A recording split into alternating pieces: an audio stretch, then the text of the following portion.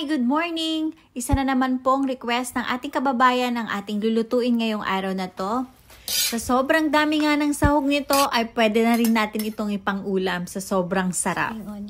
Dahil napaka-special nitong ating pansit chami, pwede na rin natin itong ipang-handa kahit na anong okasyon. Huwag na natin patagalin, eto, umpisahan na natin.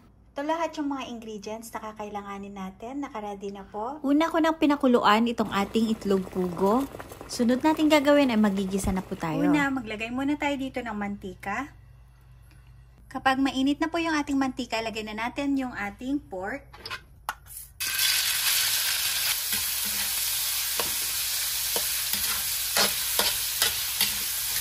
Isang kutsa lang natin itong mabuti hanggang sa maging golden brown na.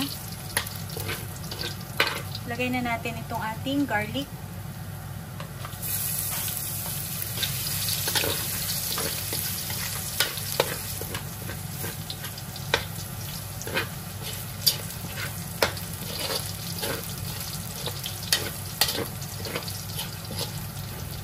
Sunod na rin natin yung sibuyas. Isang kutsa lang natin itong mabuti. Sunod na rin natin yung manok.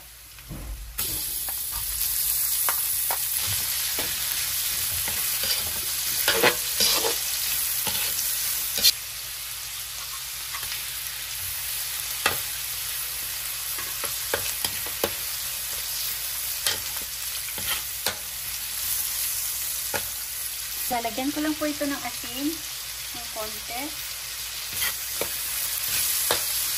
Hanguin ko lang po itong ating hipon para hindi ma-overcook. Set aside muna natin itong ating hipon. Sunod natin lalagay yung ating liver. Pork liver po ito.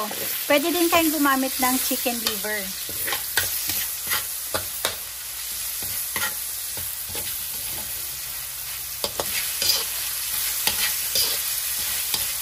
Kapag naisangkot na natin itong mabuti, lagay na rin natin yung ating soy sauce, oyster sauce,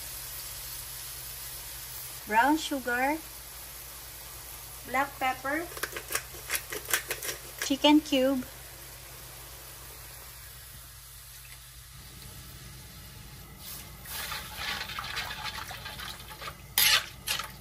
balikan natin to pag kumulo na. Check na po natin. Kumukulo na po ito, kaya pwede na natin ilagay dito ang Mickey. Pwede na rin natin ilagay itong ating carrots at itong ating celery. Saka natin ito haluin mabuti.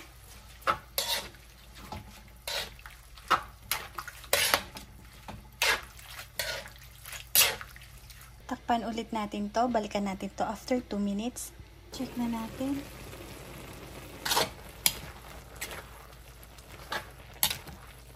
Lagay na natin yung ating repolyo.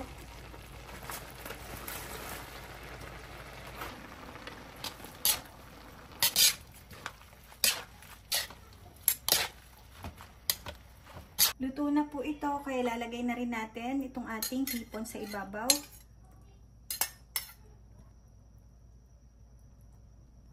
Spring onions.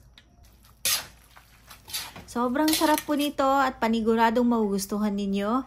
Pwede din natin itong ipanghanda.